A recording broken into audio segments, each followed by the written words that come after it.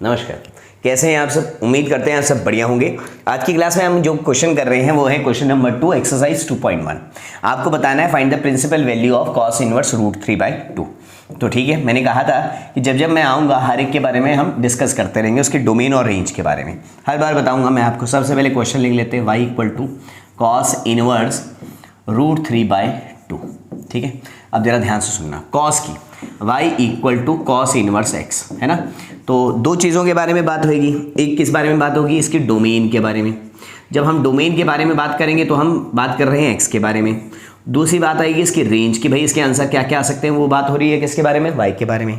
तो डोमेन जो है वो तो वही है, -1 से लेकर 1 डाल सकते हैं, और इस ब्रैकेट का मतलब है ये दोनों भी डाल सकते हैं, ये इंक्लूडेड है। और रेंज जो आएगी वो क्या आएगी, 0 से लेकर पाई तक, 0 से लेकर पाई के बीच का जो है वो इसका आंसर आएगा। क्लियर है बात। तो उम्मीद कर रहे हैं आपको ये और ये भी दोनों बातें क्या आ गई हैं, समझ आ गई हैं। एक बात और समझ लो भाई, कॉस के अंदर अगर कभी भी एंगल नेगेटिव है तो वो क्या हो जाता है, आपका पॉजिटिव हो जाता है। क्या होता है, पॉजिटिव हो जाता है।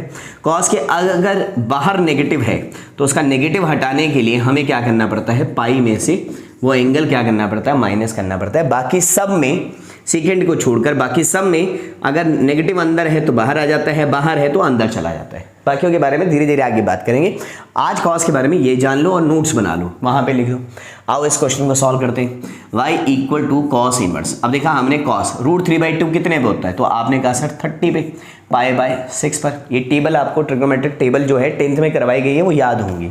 तो हमने कहा ठीक है ये अब अपनी रेंज में आ गया, बिल्कुल आ गया अपनी रेंज में। तो रेंज में आ गया तो y = जो होगा वो किसके इक्वल होगा, π/6 के इक्वल। ये आ गया इसकी प्रिंसिपल वैल्यू।